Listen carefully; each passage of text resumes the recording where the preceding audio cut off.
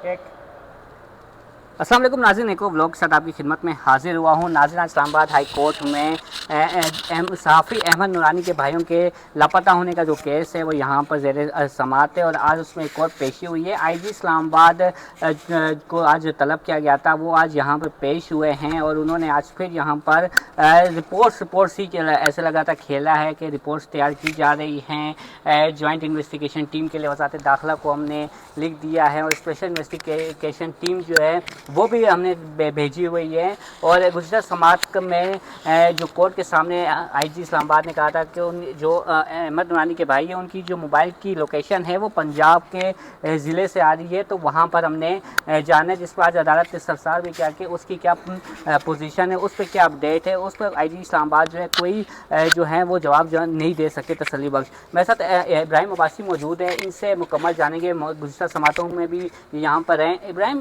क्या कुछ जो पहले समातें होती रही हैं और आज जो समात हुई है, कोई फ़र्क नज़र आया या वही आईजी इस्लामाबाद ने आके आइन बाइन शाइन की है? बहुत बहुत शुक्रिया फैज़ान। देखें, इस्लामाबाद हाई कोर्ट में पहले जिस वक्त जो अगवा के केसेस आते थे या जो इस तरह की पिटीशन आती थी कि कोई शख्स इस्लामाबाद के हयाते से लापता हो गया हो, तो इस्लामाबाद हाई कोर्ट के जो जजेस थे, जिसमें मोहसिन अख्तर कियानी साहब जो हैं शायद सर फहरिस्त हैं, वो इस तरह के आर्डर पास करते थे तो ज़्यादा नहीं तो एक हफ़्ते के अंदर अंदर बंदा कहीं ना कहीं से बाजियाब हो जाता था, या खुद किसी इलाके में जो है वो ट्रिप पे गया होता था, या फिर वो उसको जिन लोगों ने पकड़ा होता था गिरफ्तार के वो छोड़ देता था। इस तरह छोड़ देते हैं। इस तरह की एक बड़ी यहाँ से रिकवरियाँ हुई हैं। अरबाब मोहम्मद ताहिर साहब की अदालत में भी इस तरह के केसेस लगे। दीगर जो 5-6 जजेस थे पुराने इस्लामाबाद हाई कोर्ट के, उन्होंने इस तरह के केसेस सुने और इस तरीके एक पूरे पाकिस्तान में एक फ़िज़ा पैदा हो गई, जिससे लोगों का एतमाद बहाल हुआ इस्लामाबाद हाई कोर्ट के जजेस के ऊपर, इस्लामाबाद हाई कोर्ट के ऊपर और कहीं ना कहीं अदलिया के ऊपर भी, कि इंसाफ करने वाले जजेस इस्लामाबाद के अंदर या पाकिस्तान के अंदर मौजूद हैं। लेकिन जस्टिस अमीन मनाज साहब जो हैं, ये नए इनको यहाँ पे एज एडिशनल जज इस्लामाबाद हाई कोर्ट में इनको लाया गया। अभी तक ये परमानेंट भी नहीं हुए, लेकिन हैरानकुन तौर के ऊपर इनके पास इस वक्त बड़े इंपॉर्टेंट केसेस जो हैं वो लगते हैं और बड़े बड़े केसेस इनके पास आते हैं, जिसमें इमरान खान और बुश बीबी के केसेस भी जो है वो शामिल हैं। आज जिस केस की आप बात कर रहे हैं, अहमद नूरानी साहब के जो भाई हैं, उनकी बाजाबी के मतलब उनकी जो वालदा हैं, उनकी जो दरख्वास्त है कि उनके बेटे जो हैं वो गायब हैं, तकरीबन आज 28 दिन होने वाले हैं, 28 दिन हो चुके हैं आज, उनको ताहाल बाजियाब नहीं करवाया गया। उनकी बाजियाबी के मतलब FIR दर्ज कराने के लिए दरख्वास्त दी गई थी, लेकिन वो FIR नहीं दर्ज करवाई गई। आज बताया गया कि हमने कर दी है थाना नून में, और थाना नून में हुआ है 14 तारीख के जो अभी जी, ऐसे ही है। लेकिन इसके पीछे एक बैकग्राउंड ये है कि इन्होंने सेशन कोर्ट के अंदर 22A की दरख्वास्त दायर की कि हमारी जो FIR है इसको दर्ज किया जाए।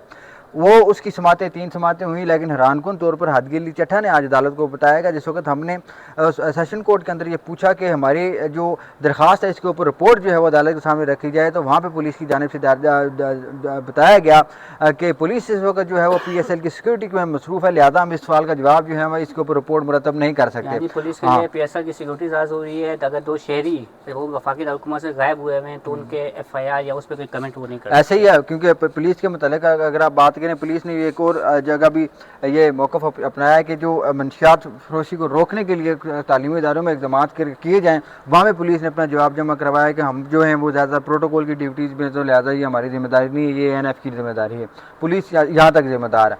अब आज जो इस केस की समाअत हुई, IG पुलिस इस्लामाबाद आए, उन्होंने आके अपनी एक वही कहानी सारी पढ़ी, सर ये हो गया वो हो गया, रिपोर्ट आ गई, स्पेशल इन्वेस्टिगेशन टीम बन गई, JIT बन गई, हमने एडिशनल IG इन्वेस्टिगेशन जो है साउथ पंजाब को जो है वो लिख दिया है, AIG मुल्तान भी हमारे साथ है, हमारी एक स्पेशल टीम इन्वेस्टिगेशन टीम बनी हुई है, वो सारे मामले को जो है देख रही है। JIT को भी हमने मूव कर दिया। साथ में हैरानकुन तौर पर उन्होंने बड़ी दिलचस्प एक किस्म का ब्लंडर उन्होंने ये मारा, उनकी तरफ से ये कहा गया कि ईमान मदारी साहिबा से आप पूछें, इनके पास अगर कोई सबूत हमें दें, हम इसको लीड जो भी हमें लीड मिलेगी हम वहाँ तक पहुँचेंगे। उन्होंने फिर गूगल को लेके आए भी, जो पिटिशनर है उनके वकील से पूछे आप लोगों के पास सबूत है तो हमें दें। फिर वो उन्होंने कहा जी कि हम गूगल मैपिंग के जरिए पता नहीं क्या करते हैं, अजीब को गरीब किस्म की उन्होंने टर्म यूज़ की कि गूगल को इस्तेमाल करके हम जो है वो बंदे को पकड़ेंगे, उनका पता लगाएंगे। अलबत्ता ये सारी चीज़ें आज फजूल में की हैं। वहाँ पे फिर ईमान मदारी साहिबा जो वकील थी पिटिशनर की, उनकी तरफ से ये कहा गया कि एक बड़ा जो सबूत था वो था जनाब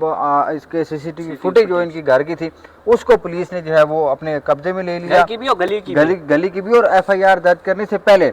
और ये दोनों फुटेज घर और गली की, ये जो महल्लेदार थे उनको कहा गया कि आपने फैमिली को ये नहीं देनी और डराया धमकाया गया। अलबत्ता केस की उनका समाप्त इमाम मजारिकर ने ये भी कहा कि जो हमसाए हैं, उनको भी डराया वही धमकाया जा रहा है बल्लेदारों को, हाँ। कि इनको सीसीटीवी फुटेज फैमिली को आपने सीसीटीवी फुटेज नहीं देनी।